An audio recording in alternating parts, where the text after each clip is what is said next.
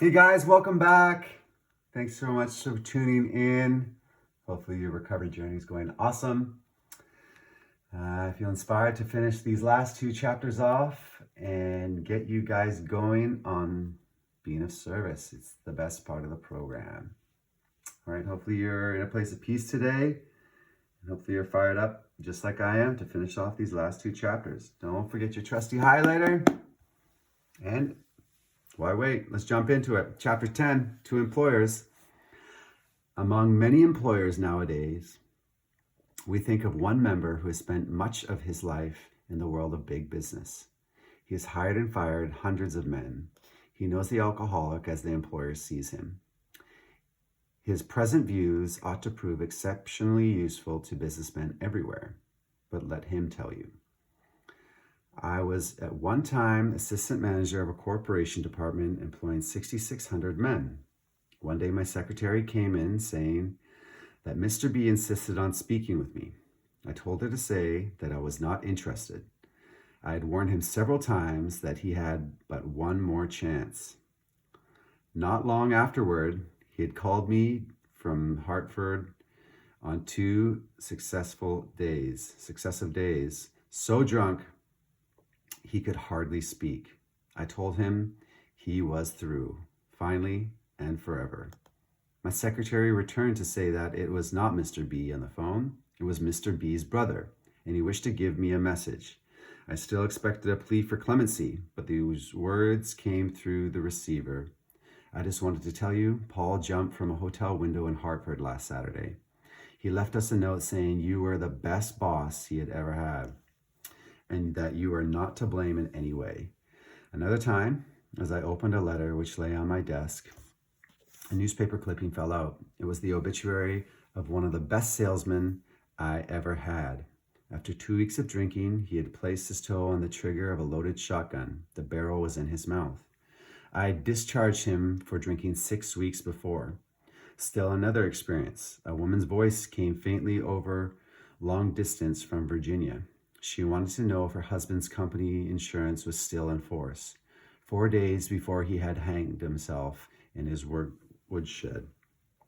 I had been obliged to discharge him for drinking, though he was brilliant, alert, and one of the best organizers I have ever known.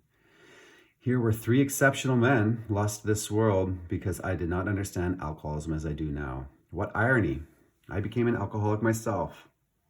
And but for the intervention of an understanding person, I might have followed in their footsteps. My downfall cost the business community unknown thousands of dollars, for it takes real money to train a man for an executive position.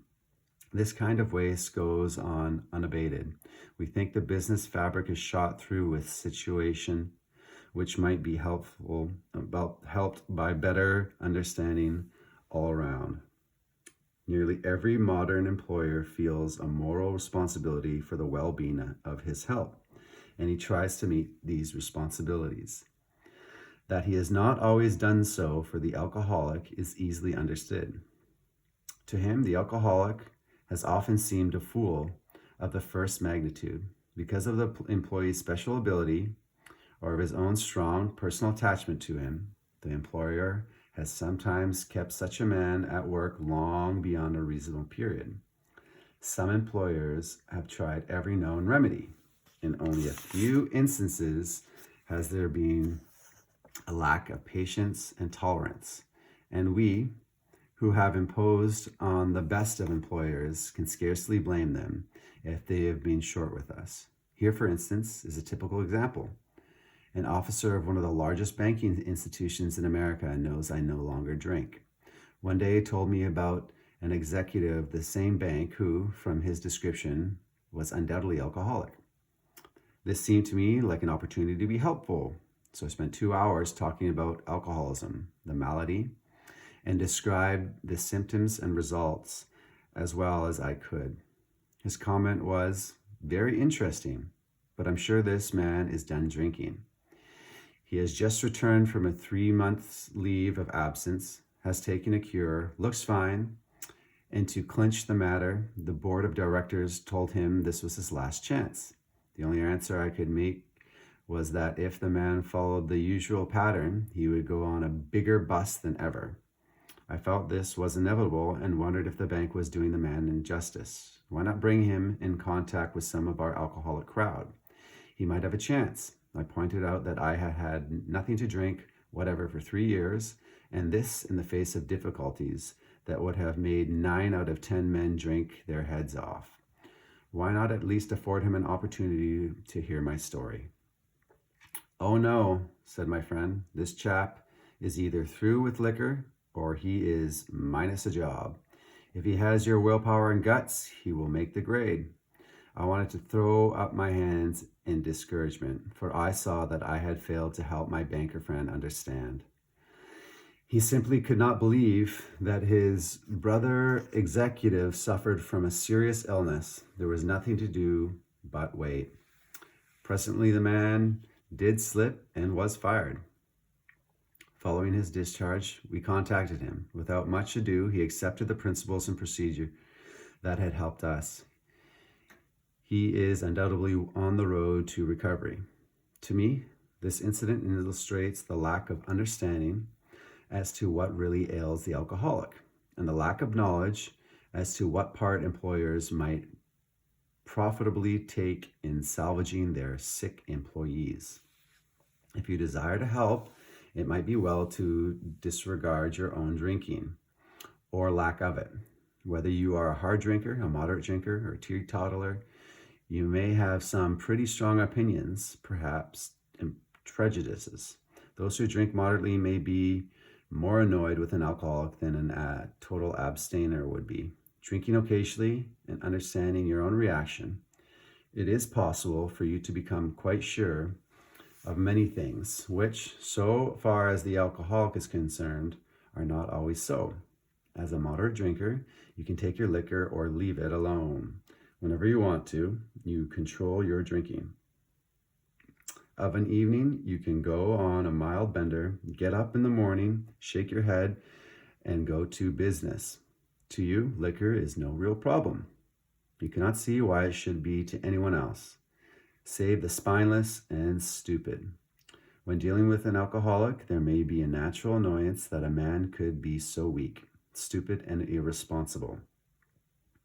Even when you understand the malady better, you may feel this feeling rising. A look at the alcoholic in your organization is many times illuminating. Is he not usually brilliant, fast-thinking, imaginative, and likable when sober? Does he not work hard and have a knack for getting things done? If he had these qualities and did not drink, he would be worth retaining. Should he have the same consideration as other ailing employees? Is he worth salvaging? If your decision is yes, whether the reason be humanitarian or business or both, then the following suggestion may be helpful. Can you discard the feeling that you are dealing with only with stubbornness or weak will? If this presents difficulty, rereading chapters 2 and 3, where the alcoholic sickness is discussed at length, might be worthwhile. You as a businessman want to know the necessities before considering the result. If you concede that your employee is ill, can he be forgiven for what he has done in the past? Can his past absurdities be forgotten? Can it be appreciated that he has been a victim of crooked thinking directly caused by the action of alcohol on his brain? I will remember the shock I received when a prominent doctor in Chicago told me of his case where pressure of the spinal fluid actually ruptured the brain. No wonder the alcoholic is strangely irrational. Who wouldn't be with such a fevered brain? Normal drinkers are not so affected, nor can they understand the aberration of the alcoholic. Your man has probably been trying to conceal a number of scrapes, perhaps pretty messy ones. They may be disgusting. You may be at a loss to understand how such a seemingly above-board chap could be so involved. But these scrapes can generally be charged, no matter how bad, to the abnormal action of the alcohol in his mind. When drinking or getting over about an alcoholic, sometimes the model of honesty when normal, will do incredible things. Afterward, his revulsion will be terrible. Nearly always, these antics indicate nothing more than temporary conditions. This is not to say that all alcoholics are honest and upright when not drinking. Of course, that isn't so, and such people often may impose on you. Seeing your attempt to understand and help, some men will try to take advantage of your kindness. If you're sure your man does not want to stop, he may as well be discharged. The sooner, the better. You are not doing him a favor by keeping him on. Firing such an individual may prove a blessing to him. It may be just the jolt he needs. I know, in my own particular case, that nothing my company could have done would have stopped me for so long as I was able to hold my position. I could not possibly realize how serious my situation was. Had they fired me at first, and had they taken the steps to see that I was presented with the solution contained in this book, I might have returned to them 6 months later, a well man. But there are many men who want to stop, and with them you can go far. Your understanding treatment of their cases will pay dividends. Perhaps you have such a man in mind. He wants to quit drinking, and you want to help him, even if it be only a matter of good business. You now know more about alcoholism. You can see that he is mentally and physically sick. You are willing to overlook his past performance. Suppose an approach is made something like this. State that you know about his drinking and that it must stop. You may say you appreciate his abilities, would like to keep him, but cannot if he continues to drink. A firm attitude at this point has helped many of us. Next, he can be assured that you do not intend to lecture, moralize, or condemn. That if this was done formally, it was because of misunderstanding.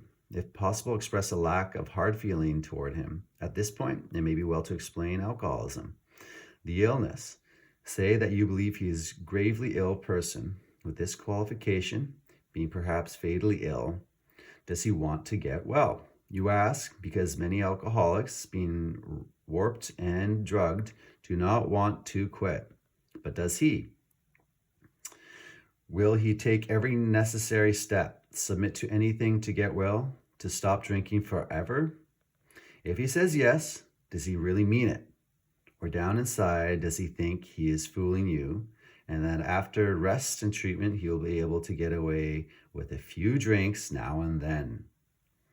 We believe a man should be thoroughly probed on these points. Be satisfied he is not deceiving himself or you. I think this is really important. Forever. This is a commitment, guys. We don't take this stuff lightly. And why should we? We've got a fatal illness. It's what, we'd rather drink or die? Like, that's our two options. Most of us still choose drinking. It's insanity. Back to it. Whether you mention this book is a matter for your discretion. If he temporizes and still thinks he can ever drink again, even beer, he might as well be discharged after the next bender, which, if alcoholic, he is almost certain to have. He should understand that emphatically, either you're dealing with a man who can and will get well, or you are not. If not, why waste time with him? This may seem severe, but it is usually the best course. After satisfying yourself that your man wants to recover and that he will go to any extreme to do so, you may suggest a definite course of action. How about that language, guys? Any extreme. Willing to go to any extreme to do so, to quit his drinking or her drinking. For most alcoholics who are drinking or who are just getting over a spree, a certain amount of physical treatment is desirable, even imperative. The matter of physical treatment should, of course, be referred to your own doctor. Whatever the method, its object is to thoroughly clear mind and body of the effects of alcohol. So that's kind of speaking to treatment. In competent hands, this seldom takes long, nor is it very expensive. I don't know about that. That's probably totally changed. Your man will fare better if placed in such a physical condition that he can think straight and no longer craves liquor. If you propose such a procedure to him, it may be necessary to advance the cost of treatment, but we believe it should be made plain that any expense will later be deducted from his pay. It is better for him to feel fully responsible. If your man accepts your offer, it should be pointed out that physical treatment is but a small part of the picture. Though you are providing him with the best possible medical attention, he should understand that he must undergo a change of heart. To get over drinking will require a transformation of thought and attitude. We all had to place recovery above everything, for without recovery, we would have lost both home and business. Can you have every confidence in his ability to recover? While on the subject of confidence, can you adopt the attitude that so far as you're concerned, this will be a strictly personal matter, that is alcoholic dereliction, the treatment about to be undertaken will never be discussed without his consent? It might be well to have a long chat with him on his return. To return to the subject matter of this book, it contains full suggestions by which the employee may solve his problem. To you, some of the ideas which it contains are novel.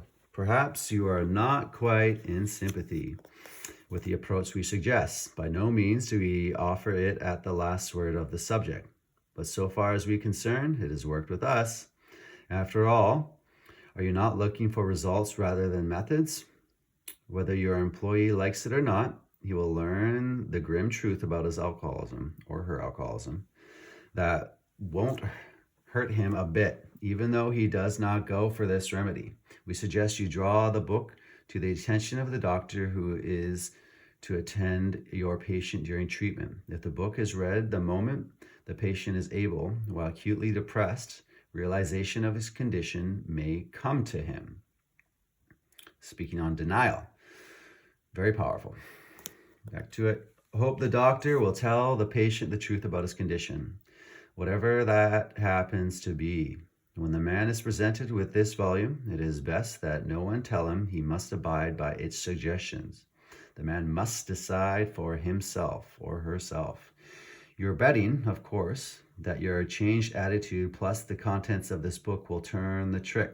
In some cases it will, and in other cases it may not. But we think that if you persevere, the percentage of success will gratify you. As our work spreads and our numbers increase, we hope your employees may be put in personal contact with some of us. Meanwhile, we are sure a great deal can be accomplished by the use of the book alone. On your employee's return, talk with him. Ask him if he thinks he has the answer, if he feels free to discuss his problem with you, if he knows you understand and will not be upset by anything he wishes to say. He will probably be better off to a fast start. In this connection, you can remain undisturbed if the man proceeds to tell you shocking things. He may, for example, reveal that he has padded his expense account or that he has planned to take your best customers away from you. In fact, he may say almost anything if he has accepted our solution, which, as you know, demands rigorous. Our solution, guess what, guys? Rigorous honesty. Can you charge this off as you would a bad account and start fresh with him? If he owes you money, you may wish to make terms. If he speaks of his home situation, you can undoubtedly make helpful suggestions. Can he talk frankly with you so long as he does not bear business tales or criticize his associates?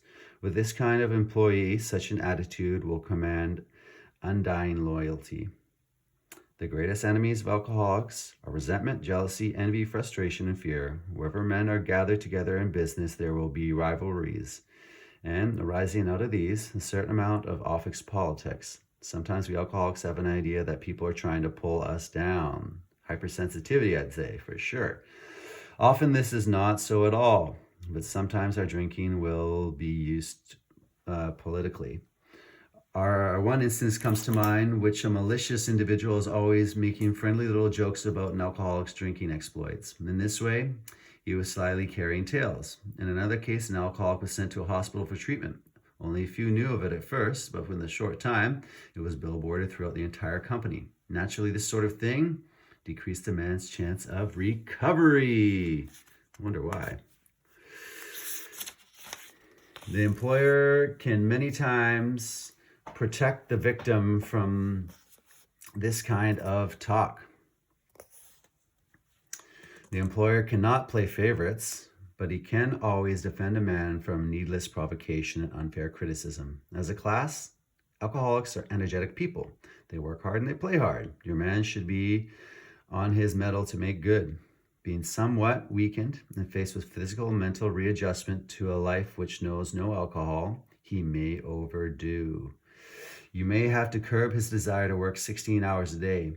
You may need to encourage him to play once in a while. He may wish to do a lot for other alcoholics, and something of the sort may come up during business hours. A reasonable amount of latitude will be helpful. This work is necessary to maintain his sobriety. Working with others, necessary, mandatory, vital.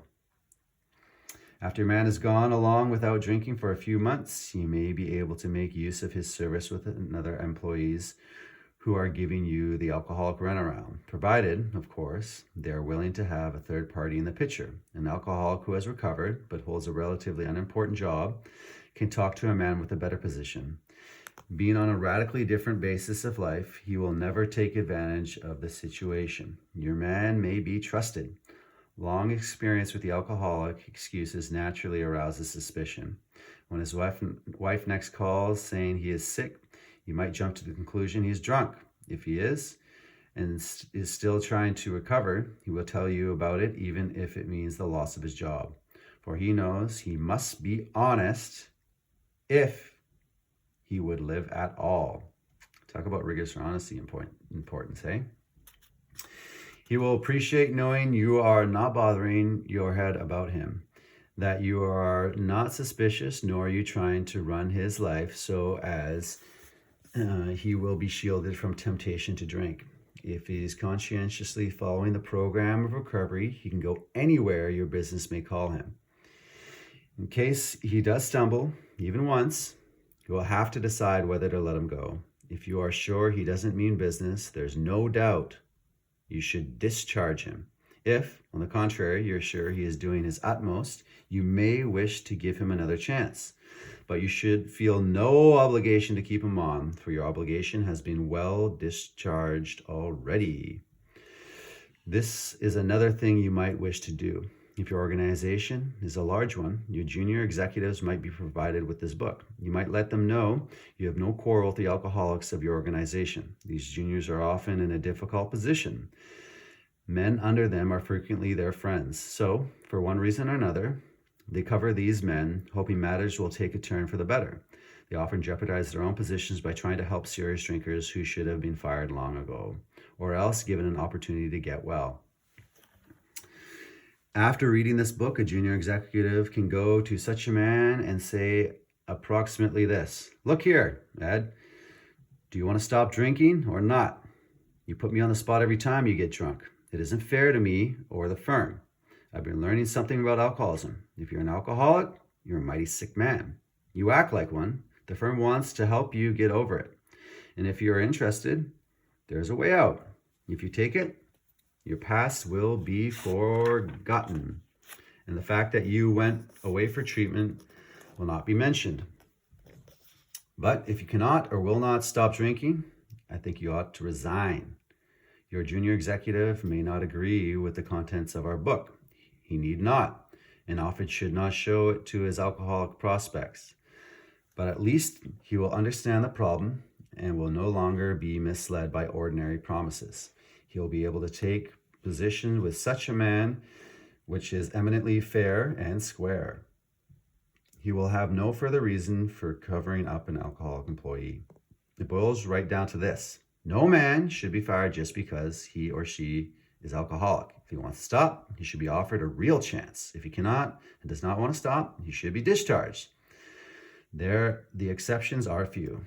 We think this method of approach will accomplish several things. It will permit the rehabilitation of good men. At the same time, you will feel no reluctance to rid yourself of those who cannot or will not stop. Alcoholism may be causing your organization considerable damage and it's a waste of time. Men and reputation. We hope our suggestions will help you plug up this sometimes serious leak. We think we are sensible when we urge that you stop this waste and give your worthwhile man a chance. The other day, an approach was made to the vice president of a large industrial concern. He remarked, I'm mighty glad you fellows got over your drinking, but the policy of this program is not to interfere with the habits of our employees. If a man drinks so much that his job suffers, we fire him. I don't see how you can be of help to any of us, for, as you see, we don't have any alcoholic problem. The same company spends millions for research every year. Their cost of production is figured to a fine decimal point. They have recreation facilities. There is company insurance. There is a real interest, both humanitarian and business, in the well-being of employees. But alcoholism, well, they just don't believe they have it. Perhaps this is a typical attitude. We, who have collectively seen a great deal of business life, at least from the alcoholic angle, had to smile at this gentleman's sincere opinion. You might be shocked if you knew how much alcoholism is costing his organization a year. The company may harbor many actual or potential alcoholics. We believe the manager of a large enterprise often have little idea of how prevalent this problem is. Even if you feel our organization has no alcoholic problem, it might pay to take another look down the line. You may make some interesting discoveries. Of course, this chapter refers to alcoholics, sick people, deranged men. What our friend, the vice president, had in mind was the habitual or whoopee drinker.